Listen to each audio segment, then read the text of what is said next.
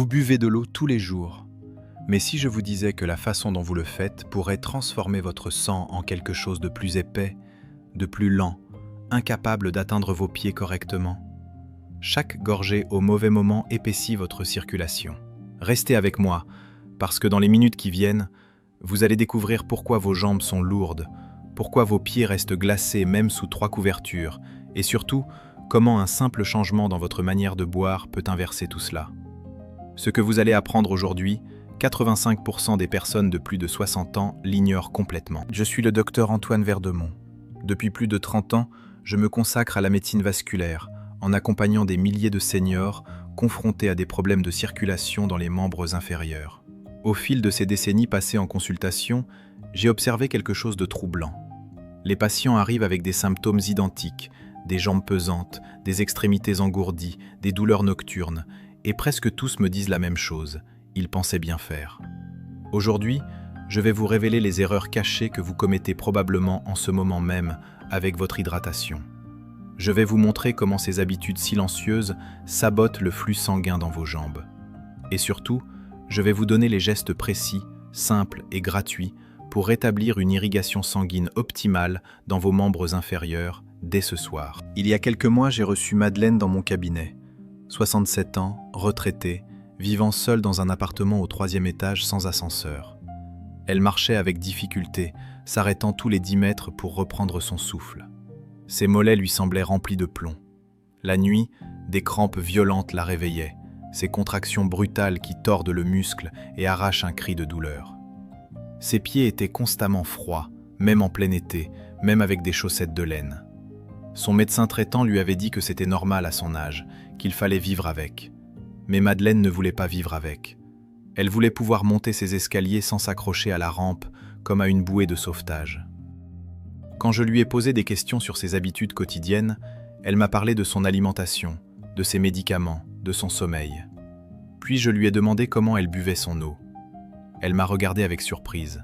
« L'eau ? » ?»« Oui, l'eau. » Elle m'a répondu qu'elle faisait attention, qu'elle ne buvait jamais après 18 heures pour éviter de se lever la nuit, qu'elle prenait un grand verre le matin à jeun, puis plus rien jusqu'au déjeuner.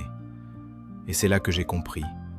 Le problème n'était pas dans ses veines, il était dans son verre. Vous vous demandez sûrement ce qui n'allait pas dans la façon dont Madeleine s'hydratait.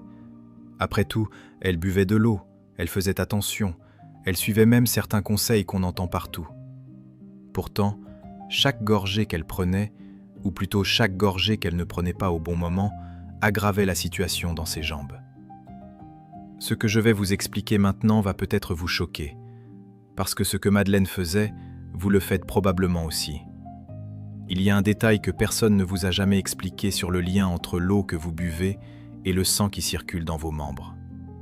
Dans les prochaines minutes, je vais vous montrer exactement comment transformer votre hydratation en allié de votre circulation, et non en ennemie silencieuse. La première erreur, celle que presque tout le monde commet, c'est de concentrer toute son hydratation sur quelques moments de la journée. Vous connaissez certainement des gens qui boivent un demi-litre d'eau d'un coup le matin, puis rien pendant des heures, puis un autre grand verre au repas. Cette habitude semble logique, on pense qu'on remplit le réservoir d'un coup.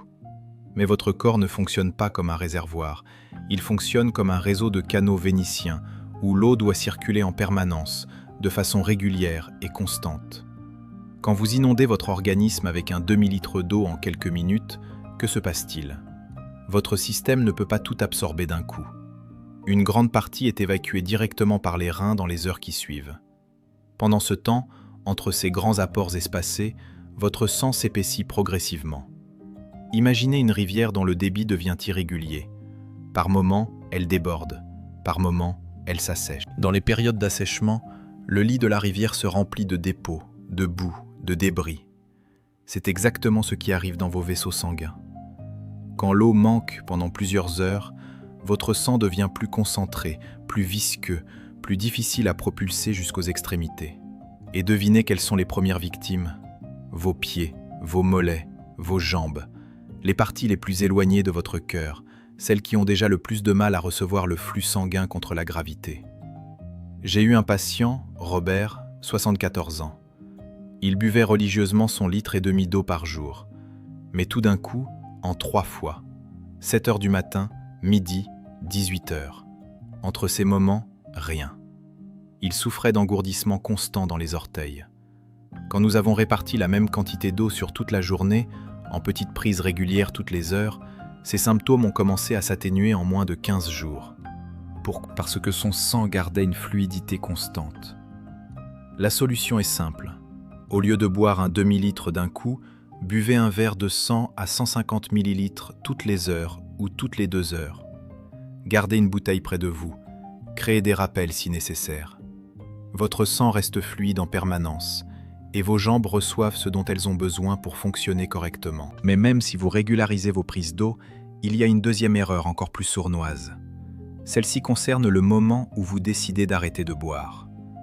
Combien de personnes ai-je entendu me dire fièrement qu'elles ne boivent plus rien après 18 heures ou 19 heures pour ne pas se lever la nuit? Cette habitude semble raisonnable. Personne n'aime se lever 3 fois pour aller aux toilettes quand le sommeil est déjà si fragile. Mais savez-vous ce qui se passe dans votre corps entre 19 heures et 7 heures du matin? 12 heures. 12 heures sans apport d'eau. Pendant ces 12 heures, vous continuez à respirer, à transpirer, à éliminer. Votre corps perd de l'eau en permanence, même au repos. Et pendant ce temps, votre sang s'épaissit, heure après heure, minute après minute. Pensez à une sauce qui réduit sur le feu. Au début, elle est fluide. Puis elle devient de plus en plus épaisse, de plus en plus concentrée. Votre sang fait exactement la même chose pendant la nuit, si vous ne lui donnez pas d'eau. Et le matin, quand vous vous levez avec ces jambes raides, ces pieds glacés, cette sensation de lourdeur dans les mollets, ce n'est pas le hasard. C'est votre circulation qui tente de redémarrer avec un sang trop épais pour circuler correctement. Les heures entre 2 heures et 6 heures du matin sont particulièrement critiques. C'est à ce moment que votre tension artérielle est naturellement plus basse, que votre rythme cardiaque ralentit. Si votre sang est épais, le débit diminue encore plus. Les petits vaisseaux sanguins dans vos pieds, ces capillaires minuscules qui nourrissent chaque cellule, reçoivent à peine quelques gouttes. Avec le temps, ces capillaires s'abîment, se bouchent, disparaissent. Une patiente, Colette, 69 ans, appliquait cette règle strictement. Pas une goutte d'eau après 18 heures. Elle se réveillait chaque matin avec des fourmillements si intenses dans les pieds qu'elle devait rester assise plusieurs minutes avant de pouvoir marcher. Nous avons changé une seule chose. Un verre d'eau, 100 ml seulement, 1 heure avant le coucher. Pas plus, juste de quoi maintenir une hydratation minimale pendant la nuit. En 3 semaines, les fourmillements matinaux avaient presque disparu. La solution? Buvez un petit verre d'eau 1 à 2 heures avant de dormir. Pas un demi-litre, juste 100 à 150 ml. Votre vessie aura le temps de se vider avant la nuit, mais votre sang gardera une fluidité suffisante pour continuer à irriguer vos jambes pendant votre sommeil. Maintenant, parlons de la 3e erreur. Celle-ci est plus subtile, mais tout aussi destructrice. Beaucoup de personnes remplacent l'eau par d'autres boissons en pensant que c'est équivalent. Du thé, du café, des tisanes, des jus de fruits. Après tout, me disent-ils, c'est de l'eau avec un goût. Mais non, ce n'est pas la même chose, pas du tout. Le café et le thé contiennent de la caféine, une substance qui pousse vos reins à éliminer encore plus d'eau que vous n'en avez consommé. C'est ce qu'on appelle un effet diurétique. Vous buvez une tasse de café de 200 ml, vous éliminez 250 ml dans les heures qui suivent. Vous perdez plus que ce que vous avez pris. Quant aux jus de fruits, ils contiennent tellement de sucre que votre sang devient encore plus épais, encore plus sirupeux. Le glucose augmente la viscosité sanguine, c'est un fait médical établi. Plus votre sang contient de sucre, plus il circule lentement dans les petits vaisseaux. Et devinez où les petits vaisseaux sont les plus nombreux et les plus fragiles? Dans vos pieds, dans vos mollets, dans vos jambes. J'ai rencontré Henri, 72 ans, qui buvait 4 tasses de café par jour et un grand verre de jus d'orange le matin. Il me disait qu'il s'hydratait bien. Mais en réalité, il déshydratait son organisme tout en épaississant son sang avec le sucre. Ses jambes étaient constamment enflées en fin de journée. Nous avons remplacé progressivement ces boissons par de l'eau pure. En 1 mois, le gonflement avait diminué de moitié. La vraie hydratation, celle qui aide votre circulation, c'est l'eau. L'eau pure, sans rien. Pas de thé, pas de café, pas de jus. Si vous aimez une saveur légère, ajoutez un filet de citron, une tranche de concombre. Mais gardez l'essentiel de votre hydratation sous forme d'eau pure. Voici maintenant la quatrième erreur, celle que personne ne soupçonne. L'eau que vous buvez a une température. Et cette température a un impact direct sur votre circulation. Beaucoup de personnes, surtout quand il fait chaud, boivent de l'eau glacée. Elles sortent la bouteille du réfrigérateur, elles ajoutent même des glaçons. Ça semble rafraîchissant, agréable, sain. Mais que se passe-t-il dans votre corps quand vous avalez un grand verre d'eau à 5 degrés Celsius? Vos vaisseaux sanguins se contractent brutalement. C'est un réflexe automatique. Quand le froid arrive, les vaisseaux se resserrent pour protéger les organes vitaux. Ce rétrécissement des vaisseaux diminue le débit sanguin dans les extrémités. Vos pieds reçoivent encore moins de sang. Et si vous répétez ce geste plusieurs fois par jour, vous maintenez vos vaisseaux dans un état de constriction quasi permanent. C'est comme si vous pinciez un tuyau d'arrosage pendant des heures. Le jardin au bout du tuyau finit par se dessécher. De l'autre côté, certaines personnes boivent de l'eau trop chaude, presque brûlante. Elles pensent que la chaleur va stimuler la circulation. Mais une eau trop chaude fatigue votre système digestif, oblige votre corps à dépenser de l'énergie pour la refroidir avant de l'absorber. Cette énergie, c'est autant de moins pour faire circuler votre sang correctement. La température idéale pour l'eau que vous buvez se situe entre 15 et 25 degrés Celsius. À température ambiante ou légèrement fraîche. Pas glacée, pas brûlante, juste neutre. À cette température, votre corps absorbe l'eau rapidement, sans stress pour les vaisseaux, sans dépenses énergétiques inutiles. Votre sang se fluidifie immédiatement et le flux vers vos jambes s'améliore. Sortez votre bouteille du réfrigérateur 1 heure avant de boire, ou remplissez une carafe que vous laissez à température ambiante. Ce simple ajustement peut faire une différence notable en quelques jours. Enfin, la cinquième erreur, la plus dangereuse de toutes, parce qu'elle combine plusieurs problèmes à la fois. Beaucoup de personnes boivent uniquement quand elles ont soif. Elles attendent que leur bouche soit sèche, que leur gorge les démange, que leur corps leur crie qu'il manque d'eau. Elles pensent que la soif est un bon indicateur. Mais voici la vérité que personne ne vous dit. Quand vous ressentez la soif, vous êtes déjà déshydraté. La soif n'est pas un signal préventif, c'est un signal d'urgence. Votre corps vous dit qu'il est déjà en manque, que vos cellules souffrent déjà, que votre sang est déjà trop épais. Et pire encore, en vieillissant, le mécanisme de la soif devient moins sensible. Après 60 ans, vous pouvez être déshydraté sans même ressentir de soif. Votre corps arrête de vous alerter correctement. C'est pour cette raison que tant de seniors vivent dans un état de déshydratation chronique sans même le savoir. Leurs jambes sont lourdes, leurs pieds froids, leur circulation ralentie, et ils ne font jamais le lien avec le manque d'eau. Une patiente, Yvette, 66 ans, buvait seulement quand elle avait soif. Certains jours, elle ne buvait que 3 verres d'eau en 24 heures. Elle se plaignait de vertiges, de fatigue constante, de douleurs dans les mollets. Ces analyses montraient un sang anormalement concentré. Nous avons mis en place un système simple. Une bouteille d'1,5 litre marquée avec des horaires. 8 heures, 10 heures, midi, 14 heures, 16 heures, 18 heures, 20 heures. Elle devait boire jusqu'à chaque marque à l'heure indiquée, que cette soif soit présente ou non. En 1 mois, ces vertiges avaient disparu. En 2 mois, les douleurs dans les mollets s'étaient atténuées de 80%. Ne comptez jamais sur la soif pour vous dire quand boire. Buvez de manière préventive, régulière, programmée.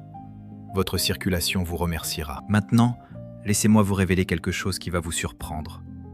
La plupart des gens pensent qu'il faut boire beaucoup d'eau d'un coup pour bien s'hydrater. Plus vous buvez en une fois, mieux c'est. Cette croyance est tellement répandue qu'on voit partout des conseils du type « buvez un grand verre d'eau au réveil, buvez un demi-litre avant chaque repas ». En réalité, boire de grandes quantités d'un seul coup est l'une des pires choses que vous puissiez faire pour votre circulation. Pourquoi ? Parce que votre corps ne peut absorber qu'environ 200 ml d'eau toutes les 15 à 20 minutes. Tout ce qui dépasse cette quantité est éliminé presque immédiatement par les reins, sans même avoir eu le temps de fluidifier votre sang. Vous surchargez votre système rénal, vous diluez temporairement votre sang de façon brutale, puis vous revenez à un état de déshydratation relative 1 heure plus tard.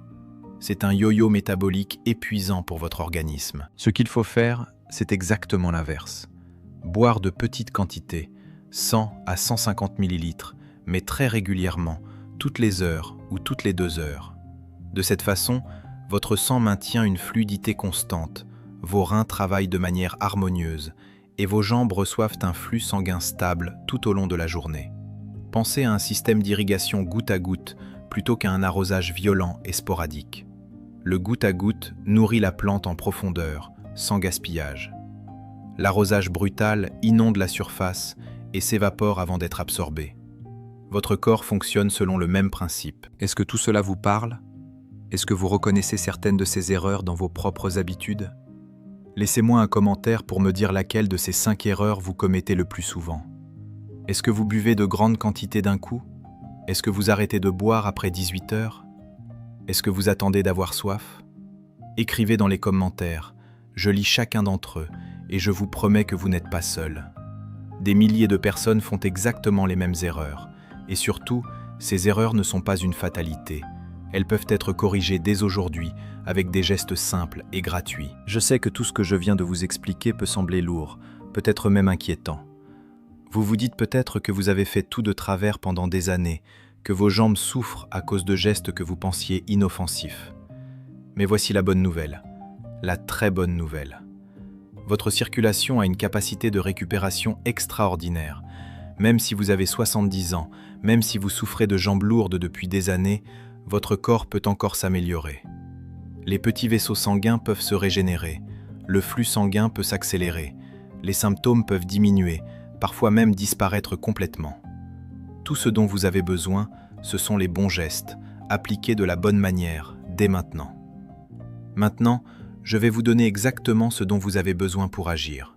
Un plan simple, concret, que vous pouvez commencer à appliquer ce soir même. Vous avez plus de contrôle sur votre circulation que vous ne le pensez. Et dans les prochaines minutes, je vais vous le prouver. La première chose à faire dès ce soir, c'est de préparer une bouteille d'1,5 litre d'eau à température ambiante. Prenez un marqueur et divisez la bouteille en 7 portions égales. Inscrivez à côté de chaque portion 1 heure de la journée, 8 heures, 10 heures, midi, 14 heures, 16 heures, 18 heures, 20 heures. Demain matin, dès le réveil, buvez jusqu'à la première marque.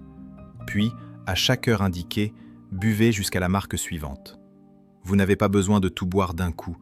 Prenez votre temps, quelques gorgées toutes les 10 minutes si nécessaire. L'objectif, c'est d'arriver à 20 heures avec la bouteille vide. Pourquoi est-ce que cela fonctionne ?